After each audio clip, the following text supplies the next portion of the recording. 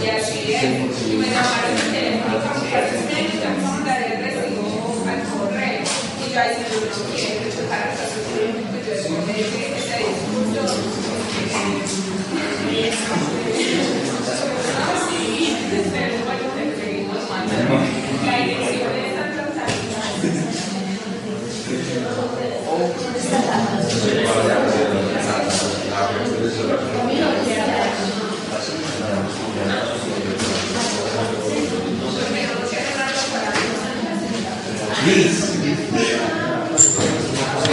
Bueno, entonces en la clase anterior habíamos visto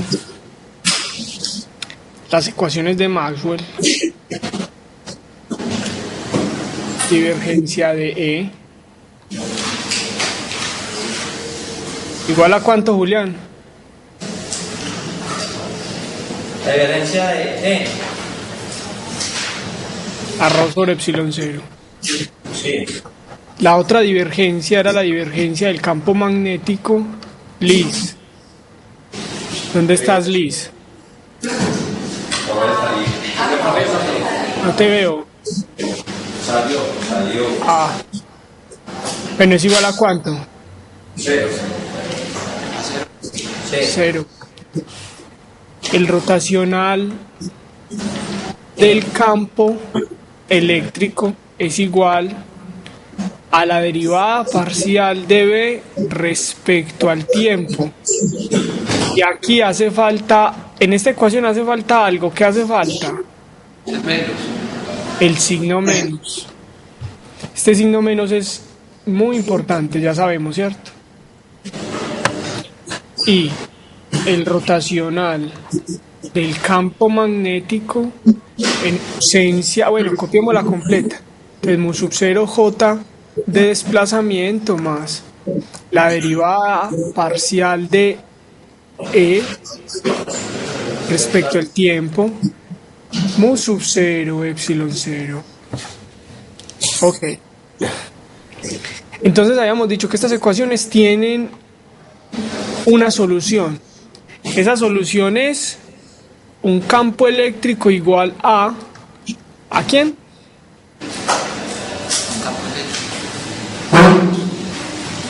A una amplitud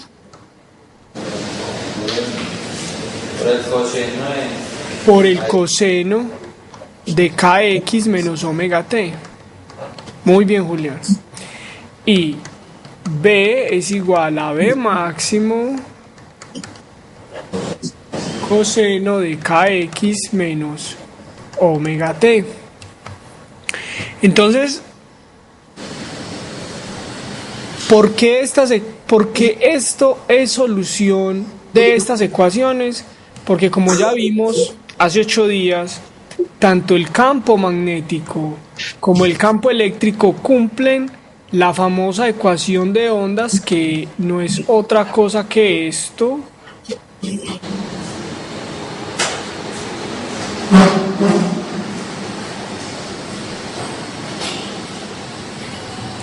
Que era uno de los puntos de la tarea, ¿cierto? Demostrarlo para el campo magnético. Entonces, al solucionar esto, la primera solución que uno puede encontrar es una solución ¿en qué? ¿En ondas qué? ¿Cómo se llaman estas ondas? En ondas planas. Oh, me voy a tener que hacer quiz todas las clases como antes. Ya, ahora sí estudiaron, responden. Esos muchachos están, pero, señor. Yo estaba estudiando que la polarización lineal cumple con el campo magnético con B sub 0 con cero, no con cero. ¿Cómo? Que B es igual a B sub 0, seno de omega t menos kx en dirección k. Con la polarización lineal. Ah, ya, sí, cierto. Como aquí pusimos el vector, entonces aquí debemos poner, este lo pusimos en qué dirección, bueno, realmente no importa. La J, ¿no? En J, pero realmente eso no importa, ¿sí o no? Y la otra en Z, gorrito, esto no importa porque usted aquí tiene su eje, supóngase que este es el vector, pues esta es la dirección Y, o sea que aquí está el vector J, y supóngase que aquí está el vector K. Bueno, realmente tiene que ser Z gorrito. Entonces esto es IJK, I cruz J. Entonces, bueno, este sistema de referencia así como está mal. Tiene que ser así. Entonces este es X. Si usted pone a oscilar el campo eléctrico en esta dirección, el magnético usted sabe que tiene que vibrar en la dirección perpendicular, porque ya en la ecuación estamos diciendo que se está propagando, miren acá, ya acá se dice que se propaga en la dirección de X. Entonces obviamente B tiene que ser acá, en la dirección de Z. Pero usted lo puede poner donde quiera, usted lo puede poner en X, entonces ya sabe que el otro se va a propagar. Si usted lo pone a propagarse en Z, entonces usted sabe que el campo eléctrico en X implicará un campo magnético en J. Bueno, entonces dejémosla así porque esas las que habían puesto, pero entonces ya usted la puede poner como quiera. El coseno del seno tampoco importa, solo que... No, no importa, no importa. ¿Por qué no importa? Ya deberíamos saber eso. Porque es una solución de la ecuación. Porque ambas son soluciones. Y realmente la solución más general es ¿cuál? El coseno. ¿Cómo? El coseno. La superposición. Coseno, No, la solución más general ¿cuál es?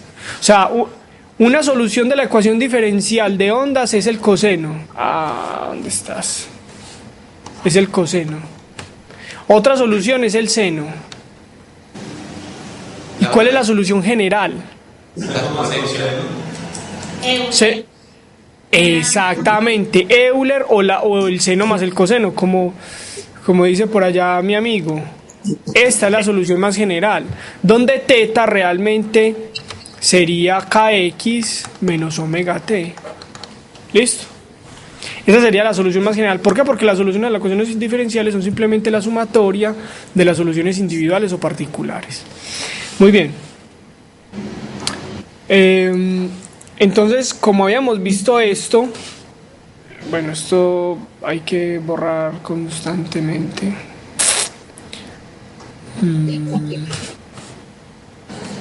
Entonces, yo voy a suponer que ustedes ya se saben de memoria las ecuaciones de Maxwell. Entonces, vamos a meter esta solución, la solución del campo eléctrico, vamos a ponerla. Bueno, si aquí le pongo flecha, entonces ya no tengo por qué ponerle el coseno. Esta es la solución del campo para el campo eléctrico. Entonces vamos a meter esta en las ecuaciones de Maxwell, en la tercera, o sea, en la ley de inducción de Faraday, con el fin de encontrar la relación que hay entre el campo eléctrico y el campo magnético. Entonces la relación de Faraday implica sacarle el rotacional al campo eléctrico. Este rotacional, así como lo definimos, es en la dirección de I, en la dirección de J, K. Como esto dijimos que iba a estar en la dirección de J, bueno, entonces quitemos esta flecha de acá. ¿Sí ven? Quitemos esta y pongamos JK explícitamente para que se vea mejor. Entonces, como esto está en la dirección de J, entonces E máximo coseno E coseno de KX menos omega t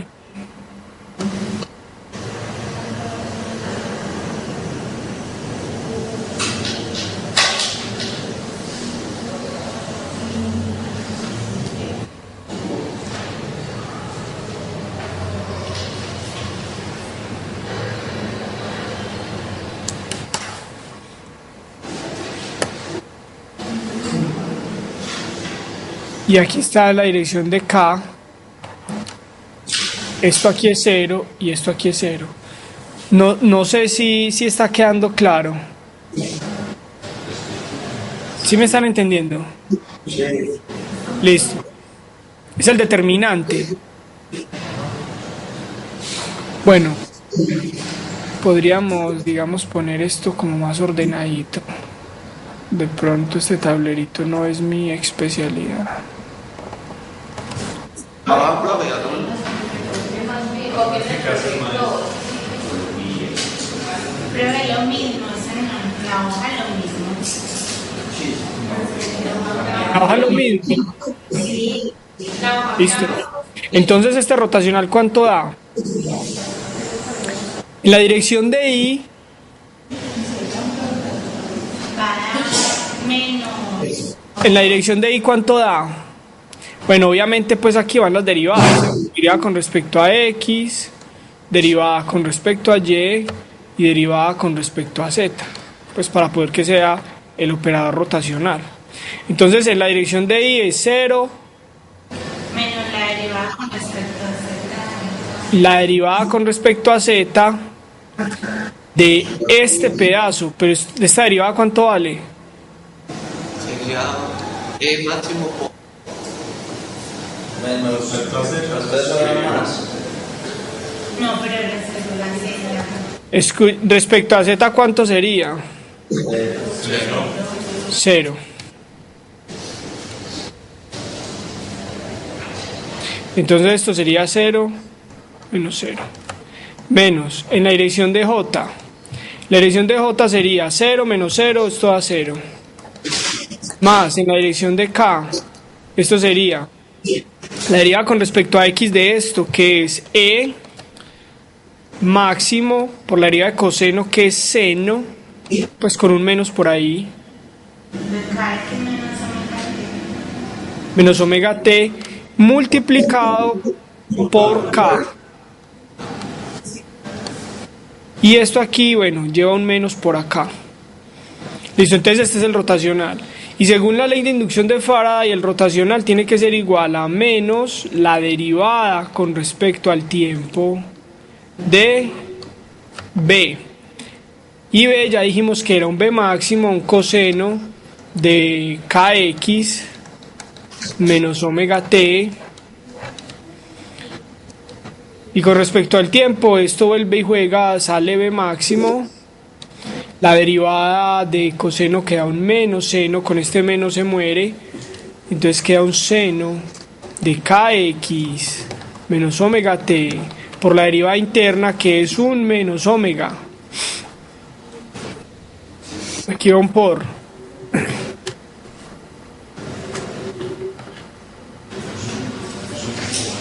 No, verdad, copiar la hojita.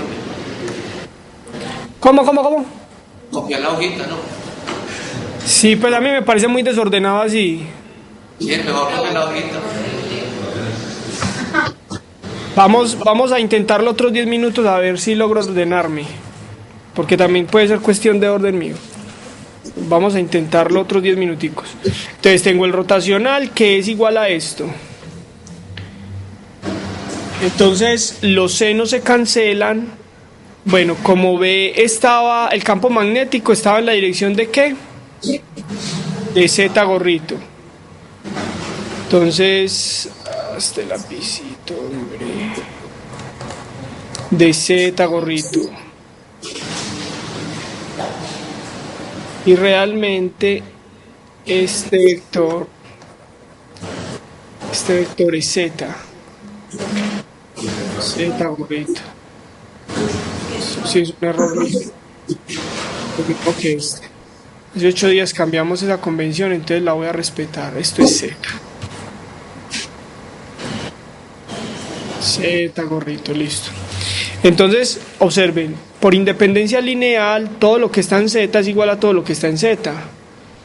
El seno se cancela con el seno y realmente me queda este menos E máximo. Entonces la ecuación que queda ahí es menos E máximo por un seno de KX menos omega t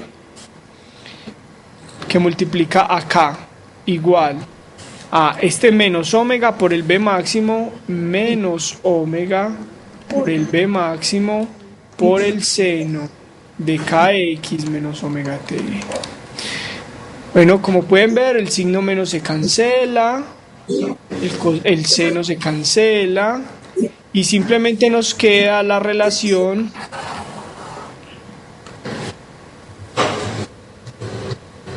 que E es igual a omega sobre K por B sub B. Pero entonces este es el E máximo. Esta ecuación, bueno, todavía me hace falta para resumir. ¿Quién es omega sobre K? La velocidad. La velocidad de la onda. ¿Y estas ondas a qué velocidad se propagan? La velocidad de la Muy bien. Entonces, la relación entre las amplitudes del campo eléctrico y el campo magnético es esta. Esta es la relación entre esos dos campos.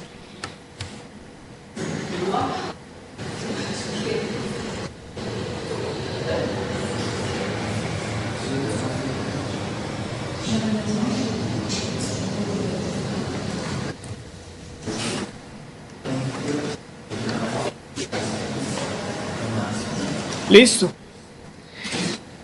Bueno, entonces eso es una cosa. Habíamos dicho que íbamos a hablar de el vector de Poynting. Resulta que cuando una onda,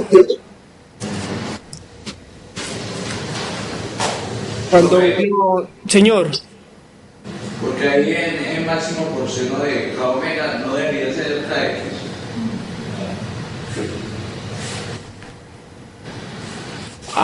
¿por qué? Yo le voy a decir por qué. Porque me equivoqué.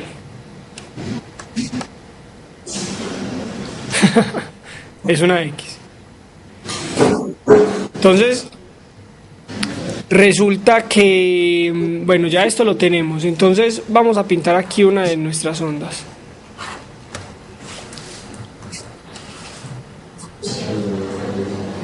Entonces, si usted pone a oscilar el campo eléctrico en una dirección,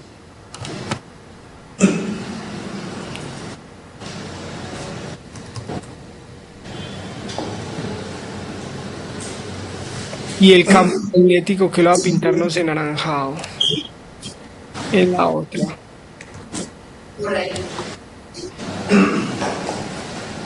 Parece que me voy a usar la bendita hojita. Entonces, existe un vector que es, digamos, el vector de propagación de la onda, que señala realmente la dirección en la cual se propaga la onda.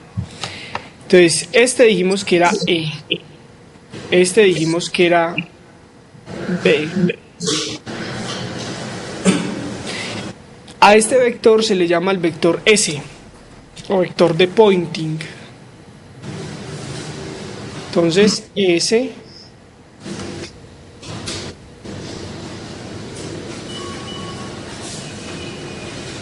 se denomina vector de Poynting.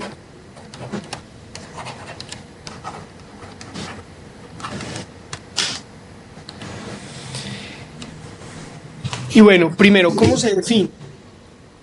¿O cómo lo definió Poynting? Se define como S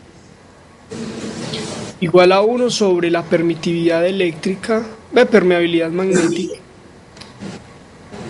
E cruz el campo. Así se ve. Este vector, pues bueno, como estos son vectores, entonces esto nos va a dar 1 sobre mu sub 0,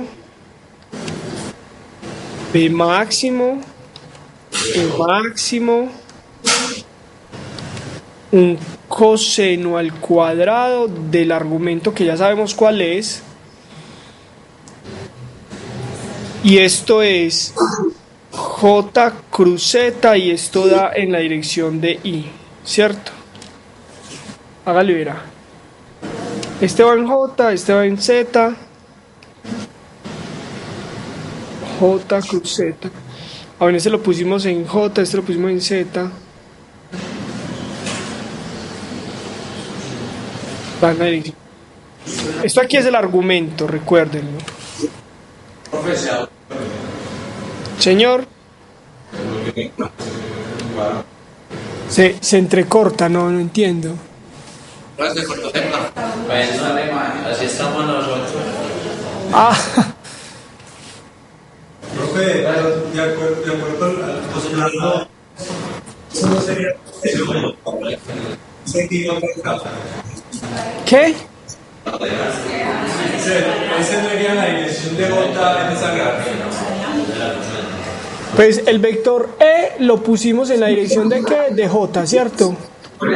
El vector B lo pusimos en la dirección de Z. Y J, Z. Entonces uno es el producto cruz. Y cruz J da Z y J cruz Z da I. De pronto el dibujo está mal hecho, ¿cierto? Eso es lo que me estás diciendo. Pues sí, como nos estamos acostumbrando a poner X abajo y a la derecha. A ver, aquí pusimos ahorita Y, ¿cierto? Aquí pusimos ahorita X. Y aquí pusimos ahorita Z.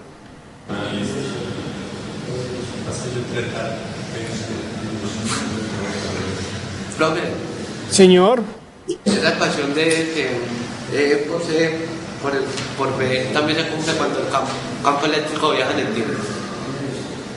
el campo eléctrico ya sí, claro, ¿no? Es que, porque, ¿sabes por qué? Porque es que tiene un coseno de omega t y como, bueno, de kx menos omega t. Realmente este campo eléctrico siempre viaja en el tiempo porque uno no puede detener el tiempo. O sea, todas las cosas en este universo en el que estamos macroscópicamente viajan hacia adelante en el tiempo, inevitablemente. Entonces el campo eléctrico viaja en el tiempo. ¿Sí me hago entender? Yo tengo una pregunta. Yo vi que en la polarización elíptica y en la circular el campo eléctrico con el magnético están desfasados en 90. Sí. Estos también, no, estos también. No. Estos campos los hicimos sin desfase. O sea, estamos estudiando la solución más sencilla, que es la solución en ondas planas y sin desfase, con polarización totalmente lineal. Miren que este campo oscila solo y exclusivamente en la dirección de Y. Este campo oscila solo y exclusivamente en la dirección de Z y se propaga en la dirección de K. O sea, este campo no tiene, digamos, una componente. Podríamos haber escrito esto, pues así como un comentario general, pero no es el objetivo del curso, pues porque el objetivo del curso es más desde el punto de vista conceptual y ustedes van a tener pues su curso de campos. Ay, ole. Entonces, miren que esto tiene una polarización totalmente lineal, o sea, está oscilando solo y exclusivamente en la dirección del eje Y. Pero en vez de haber puesto esa J, pudimos haber puesto un vector epsilon, gorrito, que nos dije que tal que epsilon tuviera componentes en J más, digamos, K, con unos coeficientes alfa y beta. Y entonces este campo eléctrico, en vez de estar oscilando solo y exclusivamente en la dirección del eje Y que está aquí, podría estar dándole vueltas al eje Y. Vamos a verlo acá de forma muy rápida, el concepto de polarización, porque igual va a ser tema pues posterior.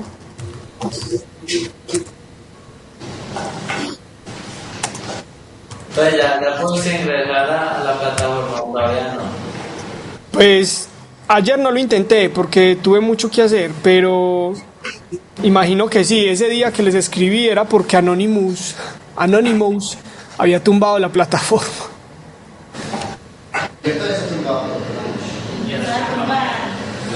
O sea, Anonymous tumbó la plataforma a causa del desacuerdo que presentó con la universidad por la consulta electrónica que estaban haciendo.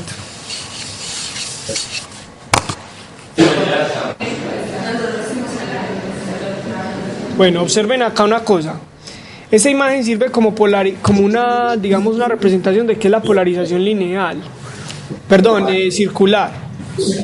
Miren que el campo eléctrico que nosotros estamos describiendo se propaga solo en una dirección, mientras que se oscila solo en una dirección, mientras que este oscila dando vueltas, o sea, mientras que oscila acá y va avanzando, o sea, se va propagando, el vectorcito dando vueltas. Bueno, de pronto ahí no es muy claro.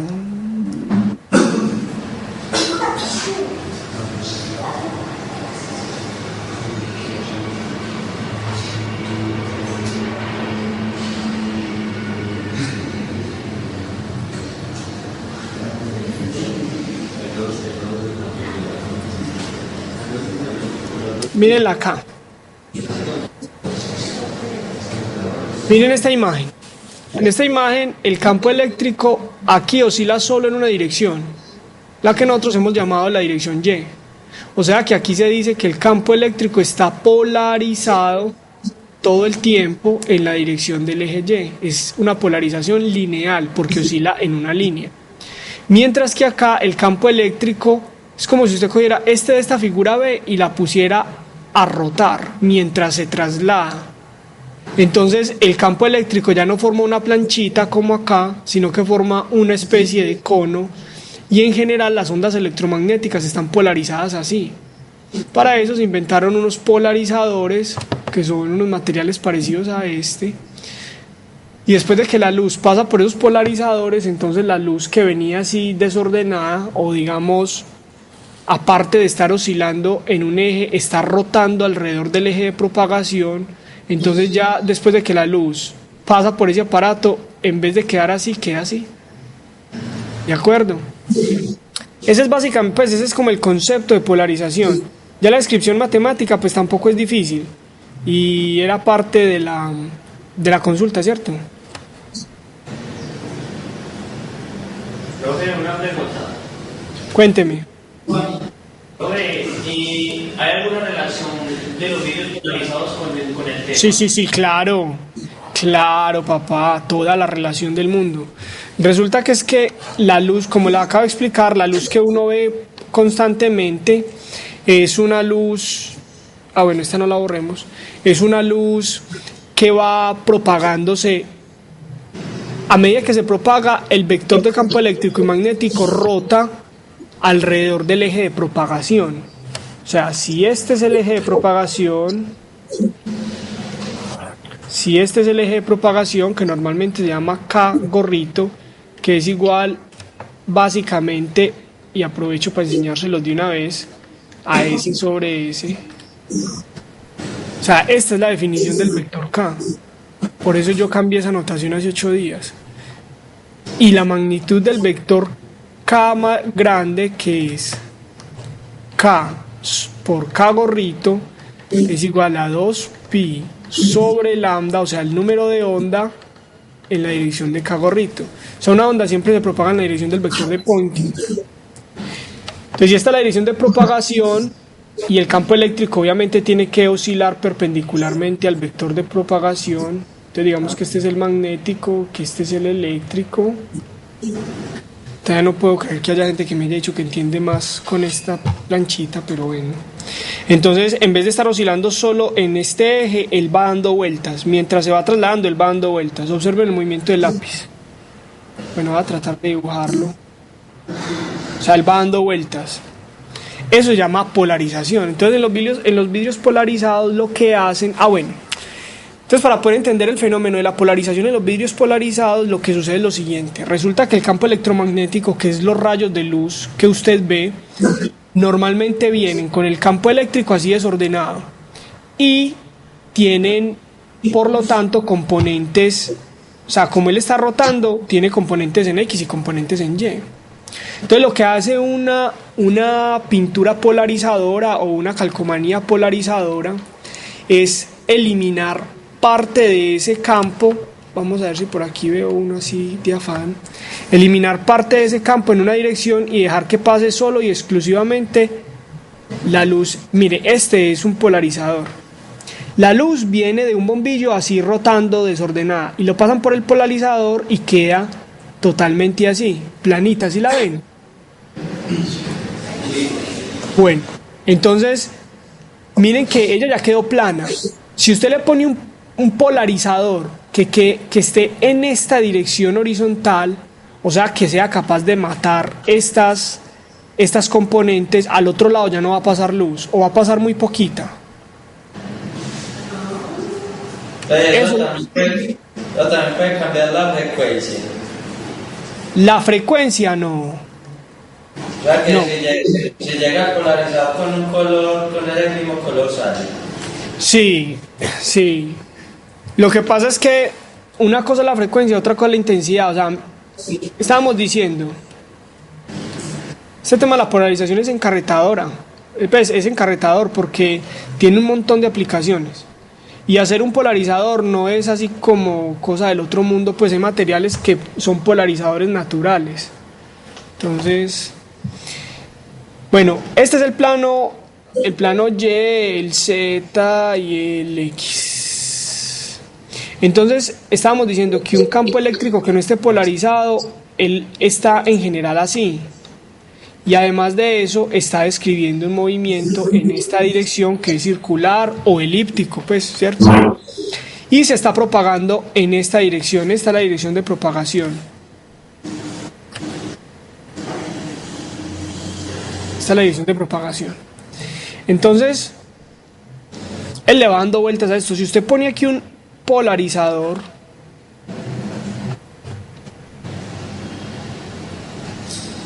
usted pone ahí un polarizador, lo que el polarizador hace es eliminar todas las componentes. Si el polarizador está puesto en esta dirección, entonces él lo que va a hacer, bueno, ahí hay un efecto de que es polarizar.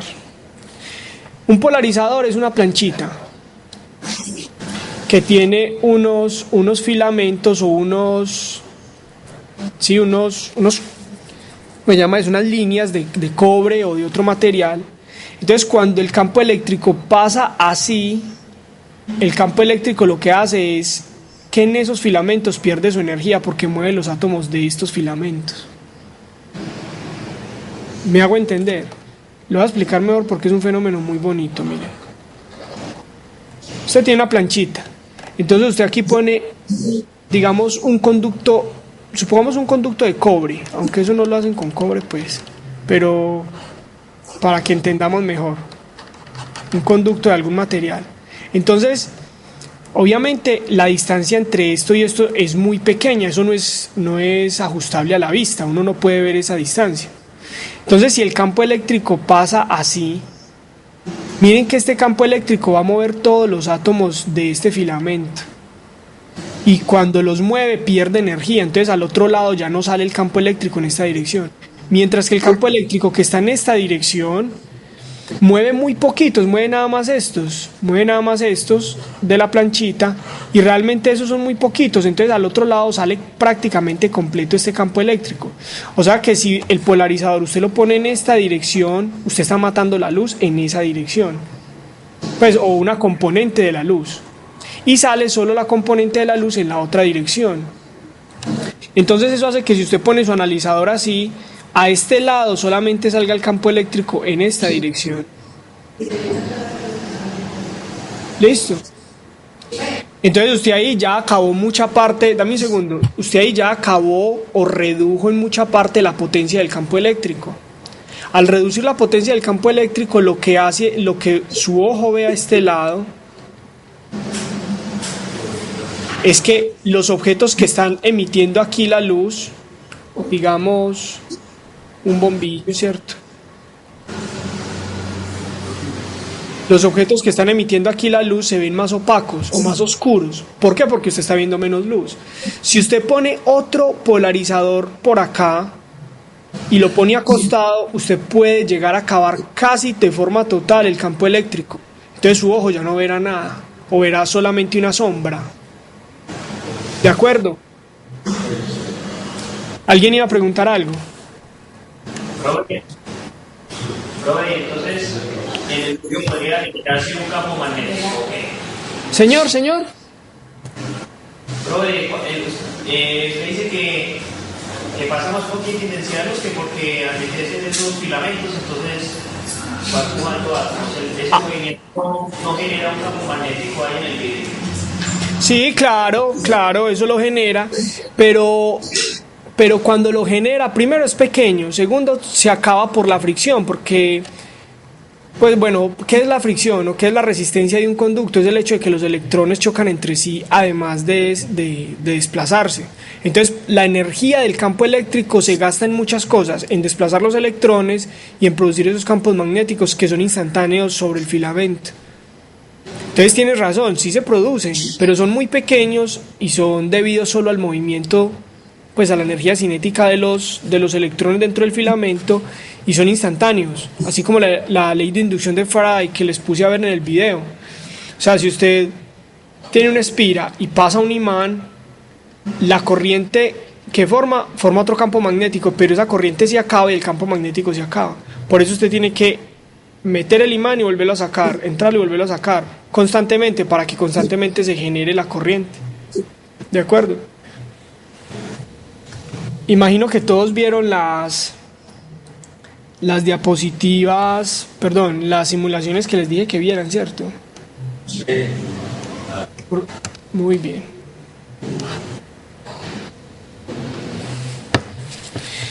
Entonces estamos hablando del vector de Poynting. Desde el vector de Poynting, vamos a hacer otra vez aquí el dibujito.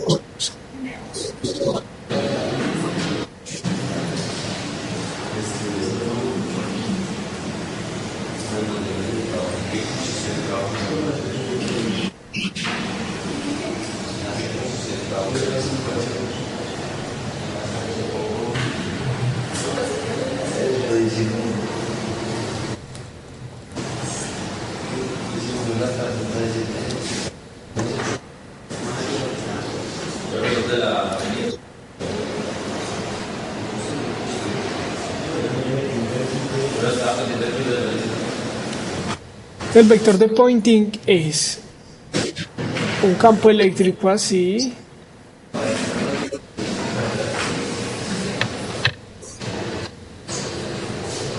un campo magnético así, en esta dirección,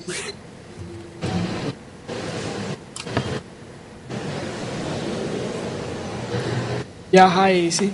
Entonces, ¿qué significa el vector de Poynting? El vector de Poynting, observen que es la cantidad de campo que pasa a través de una cierta área. Entonces, cuando usted haya la magnitud... entonces el vector de Poynting lo habíamos escrito como 1 sobre mu sub 0, E máximo, B máximo, el coseno al cuadrado de kx menos omega t. Y este vector tenía que ser, según esto, en la dirección de I, la dirección de propagación. En general, esto es en la dirección de K, en general. Para el ejemplo que estamos haciendo, para la solución que planteamos, es en la dirección de I. Entonces, bueno, E es igual a C por B, o sea que esto queda realmente C por B cuadrado sobre mu sub 0, coseno cuadrado de kx menos omega t. Entonces, bueno, observen una cosa. Este vector tiene el significado de la potencia por unidad de área. O sea, la potencia, recuerden que es energía por unidad de tiempo sobre área. Entonces, la potencia es esto de acá arriba y el área se conserva.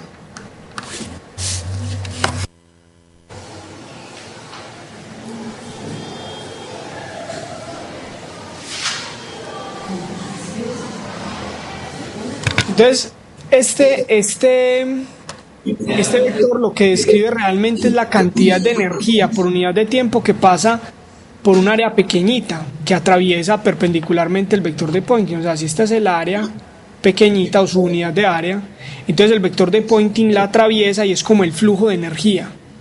¿De acuerdo? Es como el flujo. Señor. ¿Qué dice y potencia sobre área igual a energía? Qué pena con ustedes. A ver.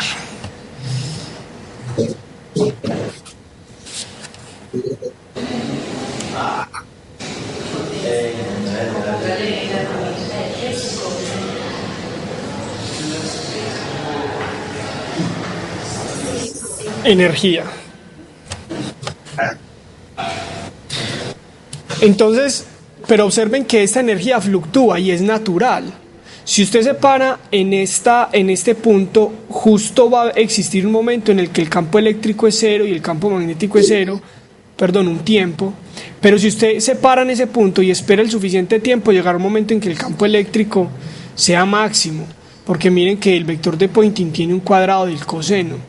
Y la gráfica del coseno es una cosa que oscila con periodo pi sobre el eje positivo, en este caso en Y. Entonces, para uno poder medir el verdadero flujo de energía, digamos, tener una idea más contundente de cuánta energía pasa, lo que se hace siempre en óptica y en electromagnetismo fue o es encontrar la magnitud del vector, o sea, realmente, bueno, la potencia por unidad, observen esto, miren, entre la potencia y el vector de Poynting hay una diferencia, miren. ¿Por qué? Porque la potencia es un escalar y este tiene que ser un escalar. Entonces, este es el vector, este es su significado físico, pero miren que esto oscila. Lo único que hace este valor absoluto es quitarle esta i. Entonces, al quitarle la i, pues al quitarle la dirección, esto sigue oscilando. Entonces, para evitar esa oscilación, lo que se hace es tomar el promedio, y este es el símbolo. Promedio del vector de Poynting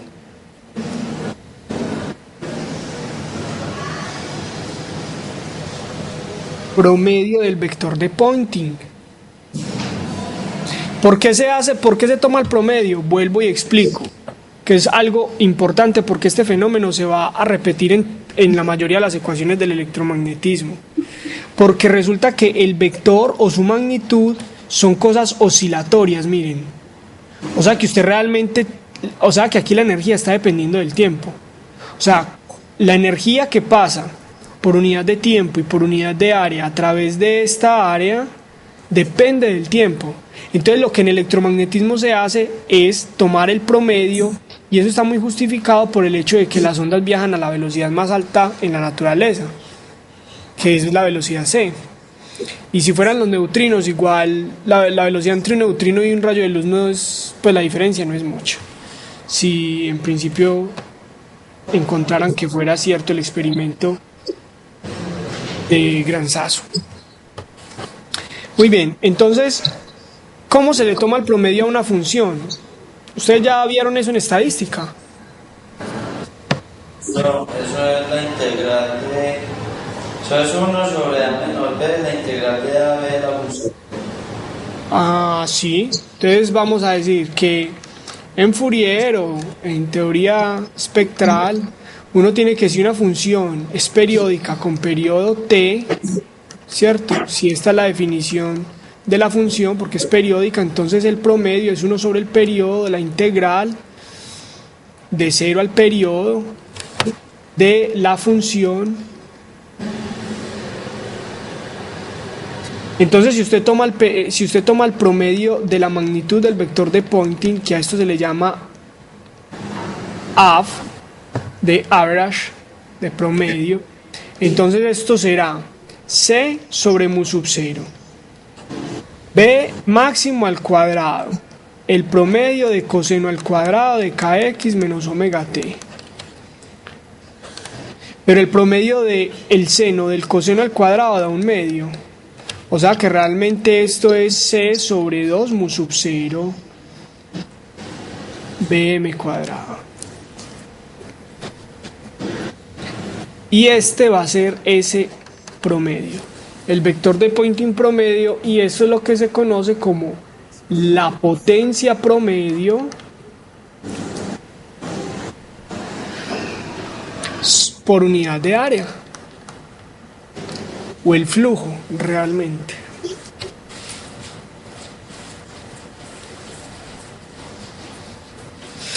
Esto usted también lo puede expresar en términos del campo eléctrico, pues no es nada difícil. Entonces definamos la intensidad.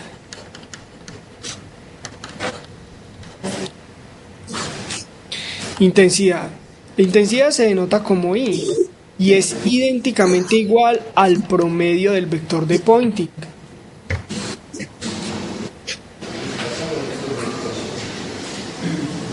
Al promedio del vector de Poynting.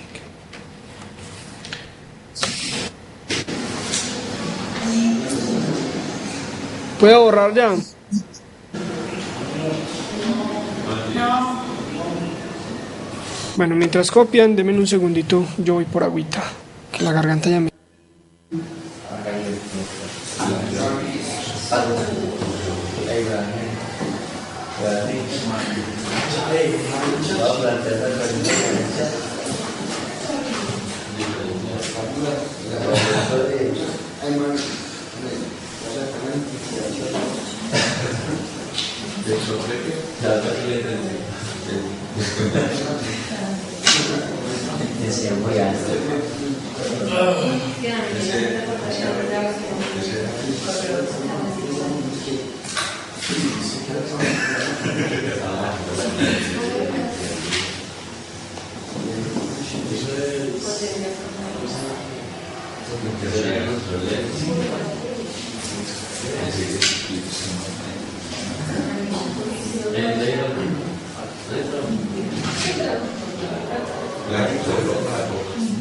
No, pasa, no se hace el programa, me matan temprano.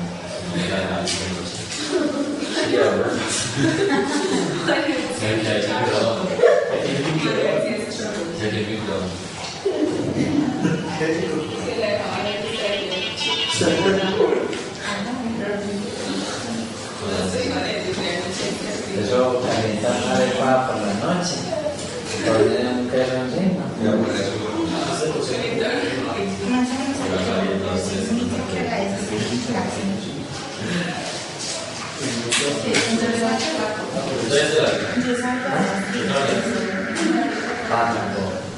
No, no me acordé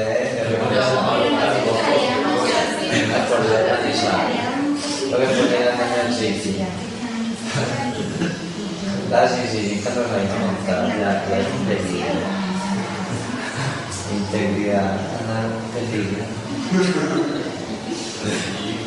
Ok. Entonces, esto es la intensidad. Bueno, ya les dije que se podía expresar en términos del campo eléctrico, usted lo podía hacer. La intensidad queda entonces como E cuadrado M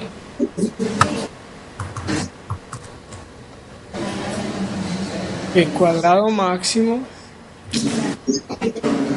sobre 2 mu sub 0 C. Ok.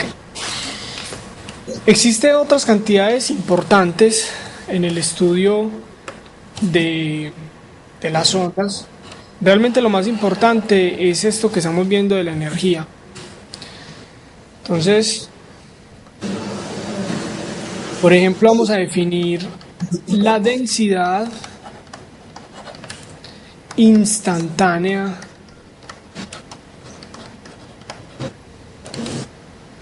de energía.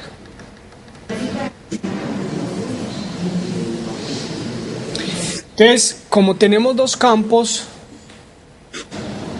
hay dos energías instantáneas asociadas a, pues, una a cada campo. Está la densidad, esta U va a significar densidad de energía instantánea asociada al campo eléctrico. Vuelvo y repito, densidad instantánea de energía asociada al campo eléctrico.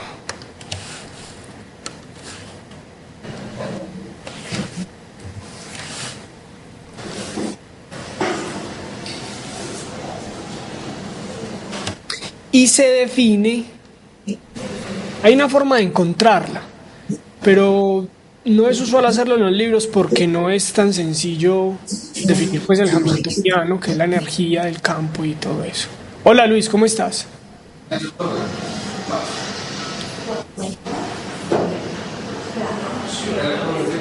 ¿Qué es eso que están repartiendo?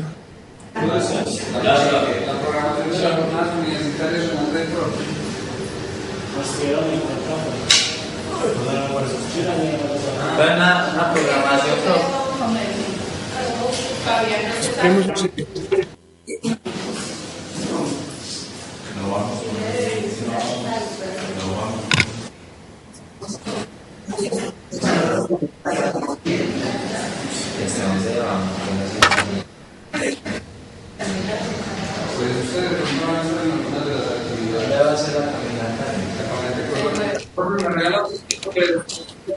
¿Qué consiste la jornada? ¿Qué debo hacer?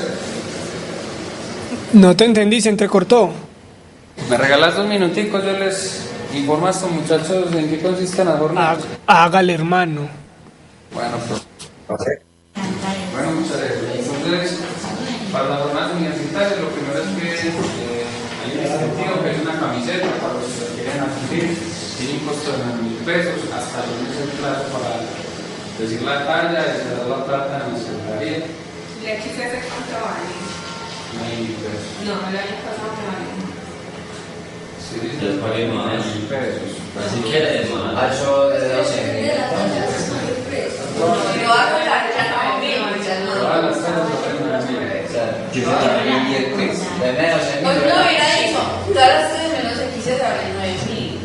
La verdad, todas las valen 9.000 pesos. Muchísimo.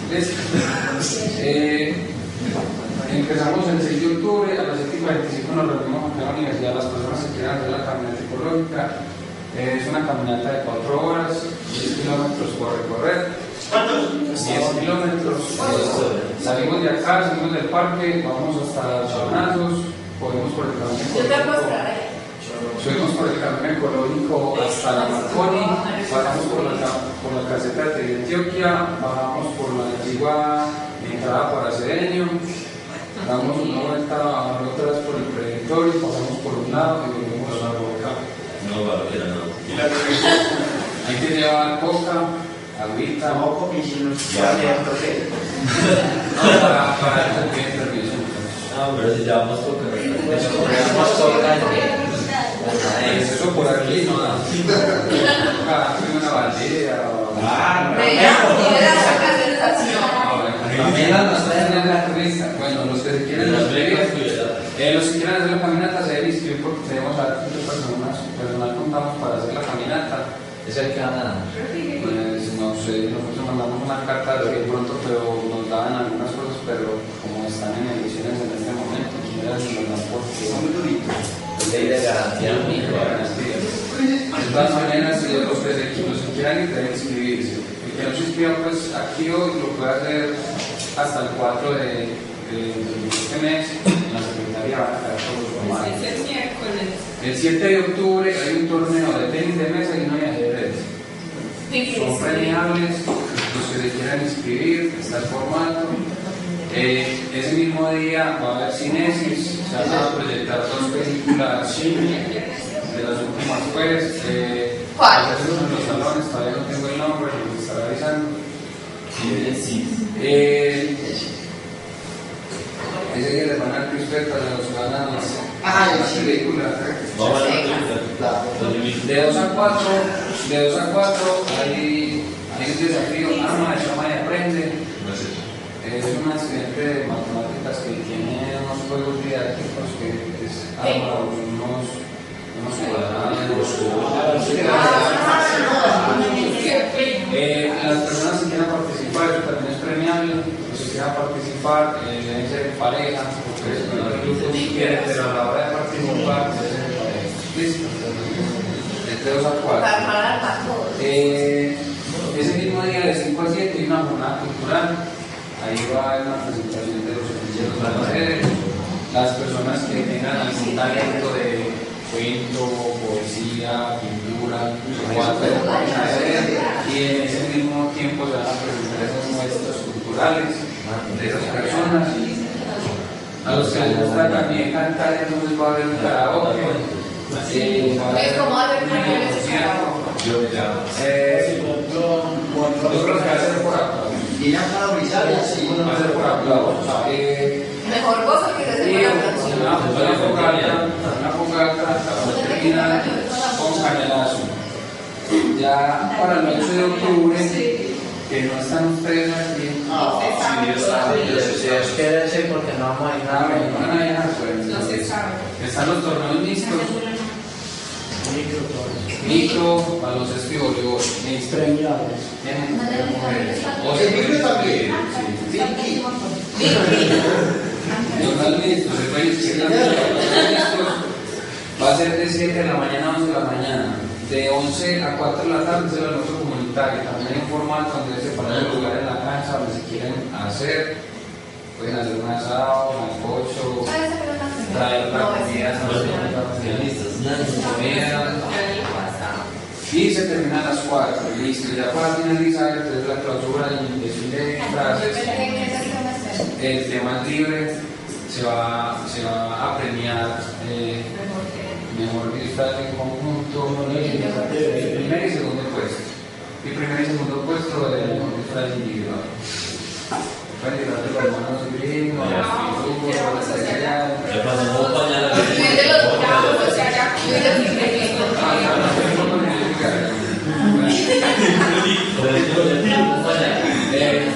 Profe, muchísimas gracias. Anímense, muchachos. ¿Alguien se quiere inscribir ya o piensa y lo van a dejar en meditado?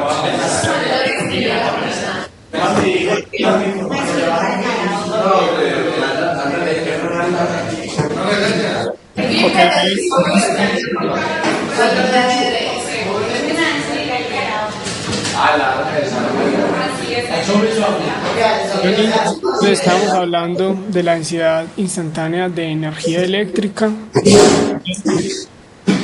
como un medio de epsilon 0 e cuadrado. Pues E máximo. Les estaba diciendo que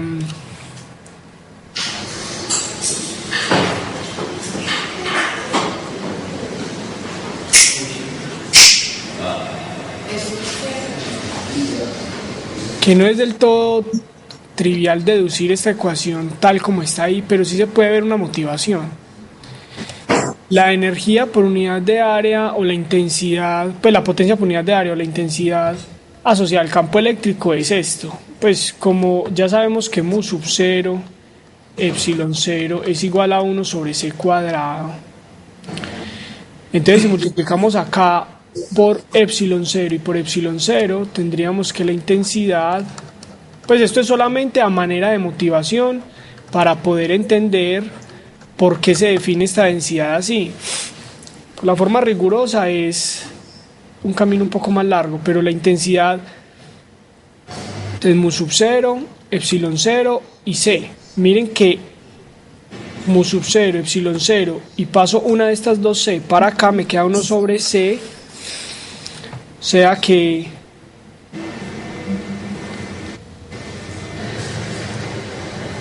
aquí me quedaría algo así como epsilon 0 medios E máximo cuadrado por C. Entonces miren que es como si esta fuera la densidad de energía transmitida por esta intensidad. ¿De acuerdo? Así podemos ver esta densidad de energía. Lo mismo sucede con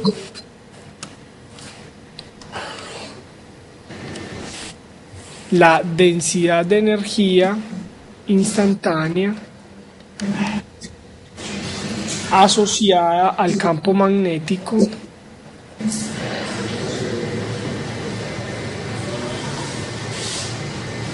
es esta.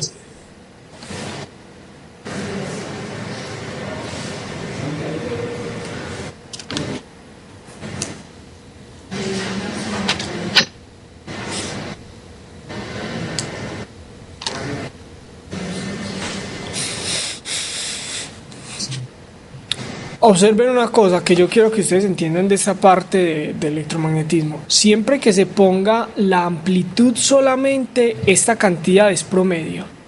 O sea, rigurosamente yo debería escribir que esta es la densidad de energía eléctrica promedio. ¿Por qué? Por lo que ya le expliqué, que la función del campo eléctrico es oscilatoria. Pero uno podría definir, por ejemplo, a ver, tenemos esta acá un momentico. Uno podría definir una densidad de energía instantánea que no sea promedio. Entonces esto va a ser un medio de epsilon 0, pero por E al cuadrado, sin el máximo. ¿De acuerdo? Pero ya sabemos que esta oscila. O sea, esto es en un instante dado, ¿cierto? Como su nombre lo indica, pero eso no se puede medir así. que las oscilaciones del campo eléctrico pues son a la velocidad de la luz. Entonces lo que generalmente se hace es tomarle el promedio a esto. Bueno, sigue. Entonces ya habíamos dicho que la densidad de energía magnética, vuelvo y juega promedio, entonces va a ser igual a 1 sobre esto. B máximo cuadrado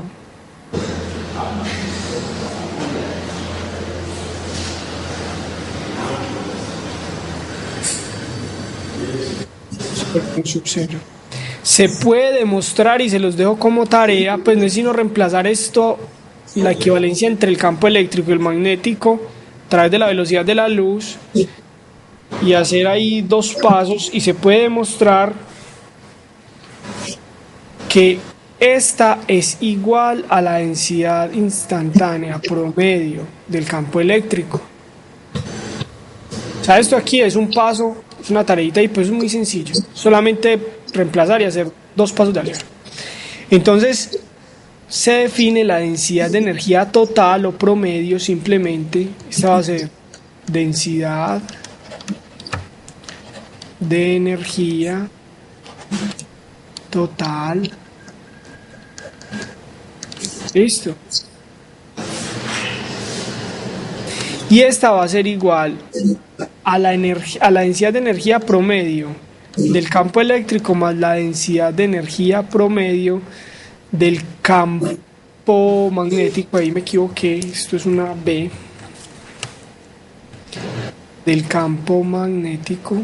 Y como las dos son iguales, entonces se puede expresar simplemente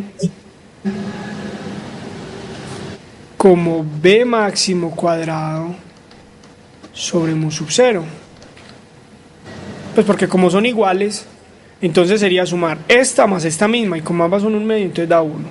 También se puede expresar en términos del campo eléctrico. Ok.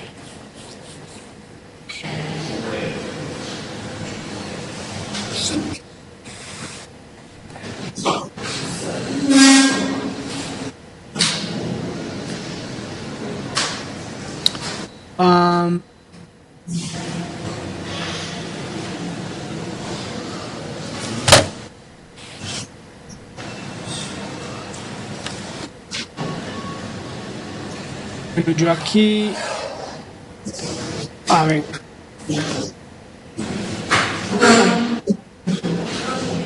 les voy a tener que pedir excusas porque yo aquí cometí un error. Este medio es definitorio, o sea, es la definición. Entonces, cuando se toma el promedio, como el promedio del coseno al cuadrado es un medio, entonces aquí aparecería un cuarto. Denme un segundo, yo les hago una tablita de resumen para que lo podamos corregir en este instante. Porque a pesar de que son conceptos muy equivalentes, sí hay una diferencia y un medio. La densidad de energía eléctrica es un medio de epsilon 0 e cuadrado. Denme un segundo, yo les hago la tablita para que ustedes lo corrijan fácilmente. Entonces, si usted toma el promedio de esta cantidad, aparecería el promedio de este coseno al cuadrado que hay acá. Entonces, el promedio sería un cuarto, pero ya con E máximo, ¿cierto? O sea, esto aquí adentro contiene un coseno. Lo mismo sucede acá.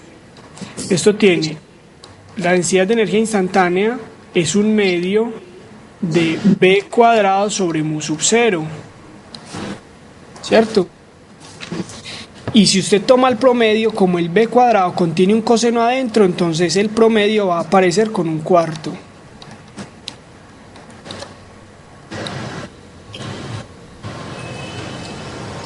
Pero ya máximo, que ya toma el promedio.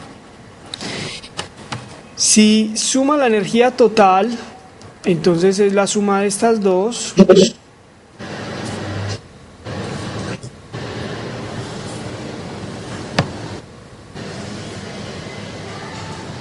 Se puede demostrar que es igual a B cuadrado sobre mu sub 0, ¿cierto? Pero a B, al campo entero. B cuadrado sobre mu sub 0. Entonces yo arreglo esto que está feo. Vamos a hacerlo más grande acá, más bonito. La total entonces será esto más esto y va a ser igual a b al cuadrado sobre mu sub 0.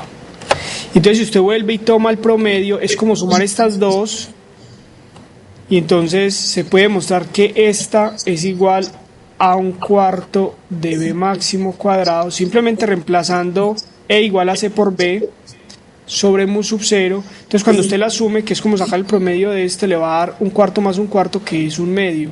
Entonces la total pero promedio va a ser un medio. Sí, me apresuré ahí, entonces les pido me excusen y estas son las ecuaciones correctas. Y ya después empezamos a calcular cosas como no es y no está bien. Ya la podemos quitar de acá.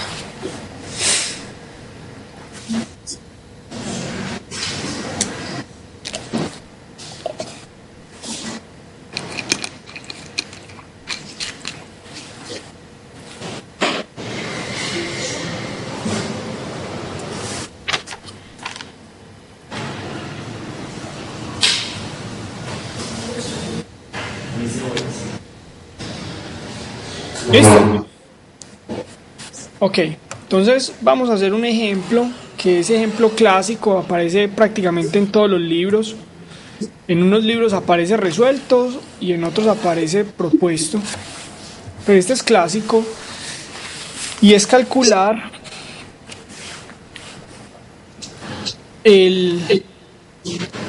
supóngase que usted aquí tiene un bombillo. ¿Listo? Y este bombillo tiene n vatios o produce n watts de energía. ¿Qué significa realmente eso? Significa que de toda la potencia, usted tiene el bombillo que está obviamente aquí conectado pues al toma corriente. Significa que de toda la potencia que tiene el bombillo, una parte, de toda la energía eléctrica que entra al bombillo, o sea, de toda la diferencia de potencial que hay acá, del potencial, entonces parte se convierte en luz con n potencia. ¿Qué significa n potencia? O sea, la potencia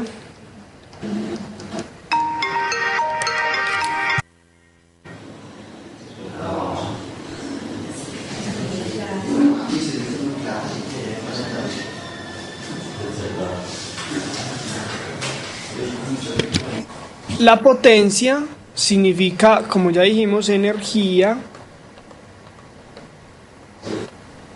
por unidad de tiempo. ¿De acuerdo? Energía por unidad de tiempo. Entonces, esto lo que hace es convertir esta energía eléctrica que está pues en el toma o en una batería y transformarla a potencia. En principio, si los conductores fueran perfectos, esta potencia tendría que ser igual a la cantidad de voltios que entran por unidad de segundo acá. O sea, esta potencia tendría que ser igual a la energía eléctrica que entra. Pero esa no es la realidad. La realidad es que todos los dispositivos tienen una eficiencia. Entonces vamos a suponer que este dispositivo tiene una eficiencia de X%. Entonces vayan tomando nota porque escribir todo ese enunciado aquí en esta pantallita es difícil. Entonces, esta va a ser la eficiencia que tiene el bombillo, más bien les voy a dictar porque escribir así es maluco. La eficiencia que tiene el bombillo en convertir o hacer la conversión de energía eléctrica, o sea, del toma o de la batería, a luz. Entonces, puntos suspensivos es básicamente transformar energía en luz. Toda esta energía no se transforma en la vida real en luz. Parte se convierte en calor o por lo menos no en Vamos a suponer que esta bombilla tiene un X% de eficiencia y es una bombilla de N vatios. Entonces, si aquí está la bombilla, bueno, este es su escritorio.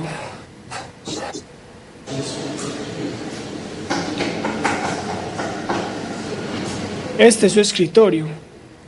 Y usted aquí tiene una hojita de papel. Entonces, como esto produce rayos en todas las direcciones, se pide estimar con estos datos que les acabo de dar de la potencia y la eficiencia de la bombilla, estimar la amplitud del campo eléctrico sobre la hoja del papel que está en su escritorio a una cierta distancia R. O sea, yo quiero que se lo imaginen, que lo visualicen. Esa bombilla que ustedes tienen allá arriba, esas lámparas producen cierta cantidad de luz con cierta eficiencia. O sea, toda la energía que toman de la batería, del toma corriente, no la transforman en luz. Entonces, sobre su hoja, sobre su papel, esa que usted está viendo ahí en el escritorio, hay campo eléctrico y campo magnético, puesto que usted está viendo esa hoja y ese papel. Entonces, sabiendo la distancia que hay desde la hoja hasta la bombilla y sabiendo la eficiencia y la potencia de la bombilla, entonces estimar cuánto vale la amplitud del campo eléctrico sobre su hoja. Entonces el ejercicio, pregunta sobre el ejercicio. Ok. Entonces, lo primero que hay que razonar es que la energía tiene que dividirse en un área grande. Supongamos que esta es la fuente, o sea, el bombillo. Y aquí está la hoja de papel. Usted quiere calcular el campo acá. Entonces, la energía que salió del bombillo en cierto instante tiene que repartirse a medida que se propaga cada vez en áreas más grandes. Hasta que aquí en esta distancia R no le va a tocar la misma densidad de energía que hay acá. O sea, la densidad de energía que hay en este cuadrito es mucho mayor que la densidad de energía que hay en este cuadrito. ¿De acuerdo? Siendo los cuadritos pues de áreas iguales. Entonces, lo que debe hacerse es partir la potencia en el área, ¿cierto? O sea, la energía por unidad de tiempo que sale de la bombilla hay que partirla en el área, pero de esta esfera. Entonces eso está muy feo, vamos a hacerlo bonito. Vamos a suponer que aquí tenemos la bendita esfera. Es un punto. Esta es la fuente.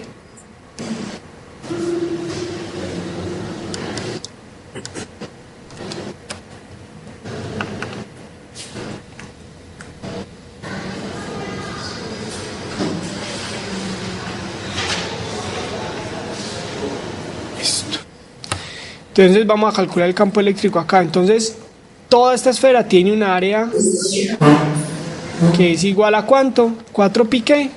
Si esta distancia se llama R. Muy bien. Entonces la densidad de energía que hay en una esferita menor, ojalá me quede concéntrica, la densidad de energía que hay en este punto es mucho más grande que la densidad de energía que hay en este cuadrito. Porque de aquí a aquí la energía se tuvo que repartir en un área mucho más grande. Entonces, tenemos la potencia por unidad de área. La potencia la conocemos, dijimos que era N. Pero realmente N es la potencia ficticia. Uno lo que debe poner ahí sería la potencia real, que sería la eficiencia por la potencia. O sea, si la eficiencia es del X%, entonces él va a producir realmente X% N de energía en un cierto instante. ¿Me hago entender? Muy bien. Y el área entonces es 4 pi R cuadrado.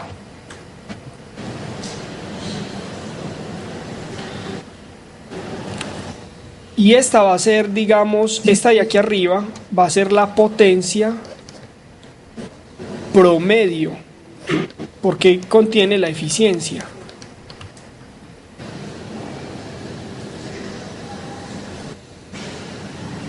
Listo. Muy bien, pero ¿qué es la potencia por unidad de área en electromagnetismo? Coincide idénticamente con la intensidad. Y la intensidad coincide idénticamente con el promedio del vector de Poynting.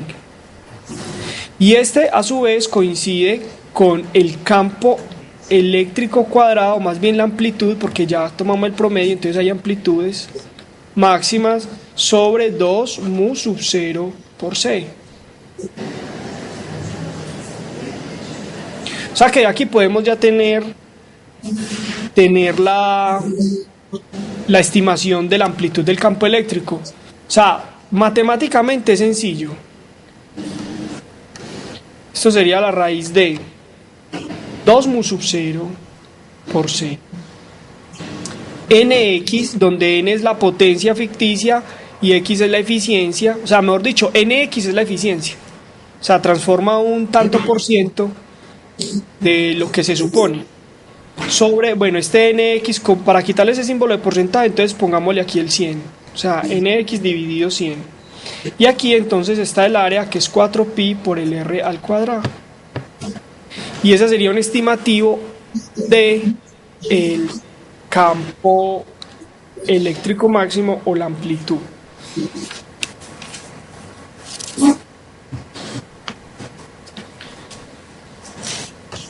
Les dejo como tarea mostrar que si la potencia es de 60 vatios, ¿cierto?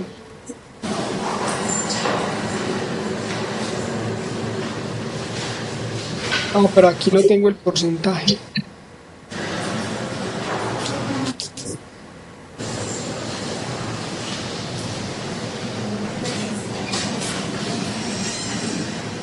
Bueno, pongámosle, ya sé, pongámosle una potencia de 60 y una eficiencia perfecta, pongámosle una eficiencia de 1. O sea, sería el caso más ideal. Entonces, si la eficiencia es 1 y 60 vatios y R es 30 centímetros, o sea, 0.3 metros.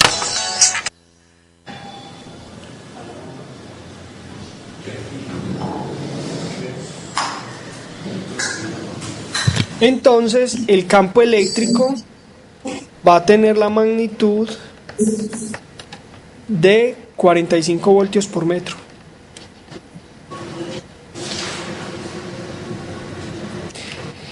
Ustedes pueden también hallar el campo magnético dividiendo por la velocidad de la luz y eso les va a dar 1.5 por 10 a la menos 7 teslas. ¿Por qué es interesante que hagan estos ejercicios? Hágalos con despacio en su casa, porque mu sub 0 tiene unas unidades bastante, pues, que no son usuales. Entonces, hacer el ejercicio de calcularlo de manera exacta es interesante. Ok. También podemos escribir, digamos, la ecuación, pero bueno, ya las ecuaciones ya las conocen, porque entonces ya usted con esto podría escribir el campo eléctrico, que es simplemente EM coseno de kx menos omega t. Entonces usted ya puede escribirlo porque ya tiene este. Tendrían que decirnos de qué color es el bombillo, ¿cierto? Para poder hallar K y omega. Muy bien. Tareitas que pueden hacer es hallar el promedio del campo, de la energía instantánea del campo eléctrico, el promedio, este A es de average, del campo magnético, y así sucesivamente. Bueno, por último, en estos 10 minuticos vamos a ver el momentum del campo, el momentum de la luz. Bueno, ¿qué sucede? Sucede que la luz, a pesar de que es un, bueno, la luz en física moderna se concibe como paquetes de energía que llaman fotones, ¿cierto? Fotones. Estos fotones son paquetes de energía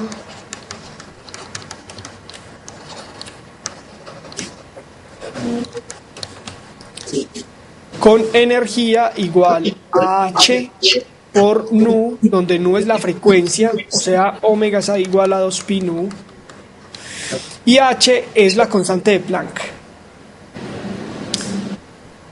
del orden de 10 a la menos 34, ¿de acuerdo? Pero este es un concepto muy moderno de paqueticos de energía o corpúsculos de luz.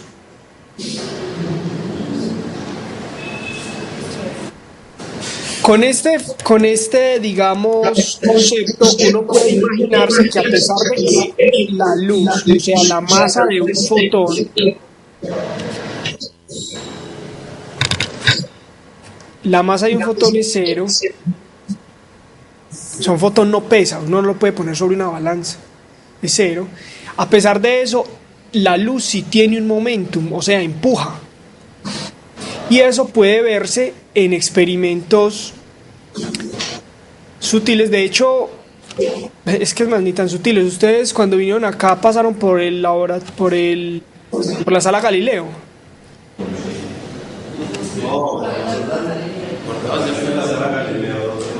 La sala Galileo estaba aquí, está aquí en el tercer piso del edificio de extensión. Son unos aparatos de física.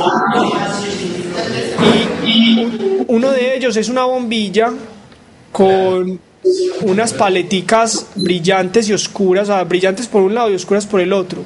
Y estas paleticas están puestas sobre una agujita, o sea que pueden girar libremente. De acuerdo, pues el dibujo está feito, pero yo creo que lo pueden entender.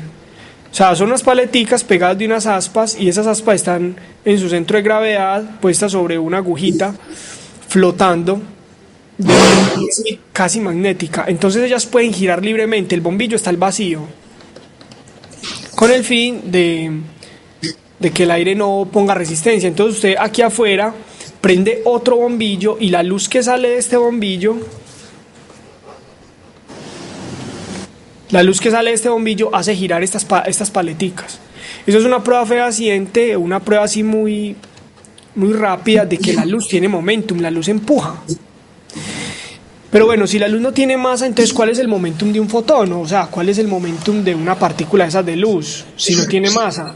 Y hasta donde nos acordamos, el momentum se escribe como ¿qué? ¿Masa por qué? Velocidad. La velocidad la conocemos, pero la masa sería cero. Entonces, ¿el momentum sería cero? No. Resulta que la forma de encontrar el momentum de un fotón es a través de la definición que propuso Einstein, y es simplemente decir que el momentum es igual a E sobre C, donde E es la energía. O sea, ya habíamos dicho que E es la energía y es igual a H por nu, donde H es del orden de 10 a la menos 34 julios por segundo, esto tiene unidades de acción, y nu es simplemente la frecuencia. Esta es el momentum, y este momentum lo voy a denotar, ojo, como en cursiva, miren, como en cursiva.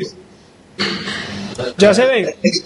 Estamos retrasados, Ah.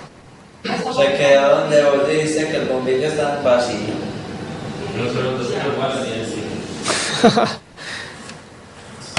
O sea que no han visto la ecuación del momento. Ah, y además se está moviendo sola. Ah, no, ya.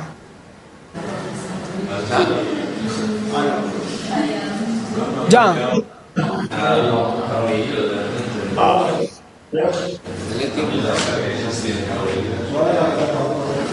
Bueno, entonces, puesto que faltan 5, les voy a dejar como tarea, por favor escríbanla ahí, les voy a dar como tarea estudiar la presión de radiación, que es una derivación sencilla, está en el libro de Serway, en el libro del profesor Alzate.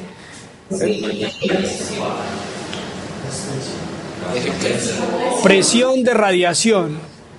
Y llegar a la fórmula que la presión de la radiación o la presión de los fotones pues sobre una superficie es igual a 2 veces el coseno de teta por el valor absoluto del vector de Poynting. todo dividido sobre la velocidad de la luz. La velocidad por C. Sí, todo dividido por C, por la velocidad de la luz. Ese ángulo que aparece ahí es el ángulo con el que incide el rayo de luz sobre una superficie. ¿De acuerdo? Bueno, de las 10 primeras personas que hayan en la lista, por favor obsérvense ahí en Mares. De las 10 primeras personas que hayan en la lista, el próximo lunes le haré quiz a las primeras 4 que no hayan presentado el quiz. Por favor, cada uno se mira en la lista y asiste a la asesoría de forma obligatoria para realizarle el quiz. ¿Ustedes no ven la lista? Entonces enseguida les envío un correo diciendo quiénes son. Cuéntame. No, se entrecorta, no te entiendo. Si no podemos dejar esto para el jueves mejor, que este martes hay una cosa muy complicada. Quiz para el jueves. Jueves. O sea, el jueves, porque es que el martes tenemos un parcial de probabilidad estadística.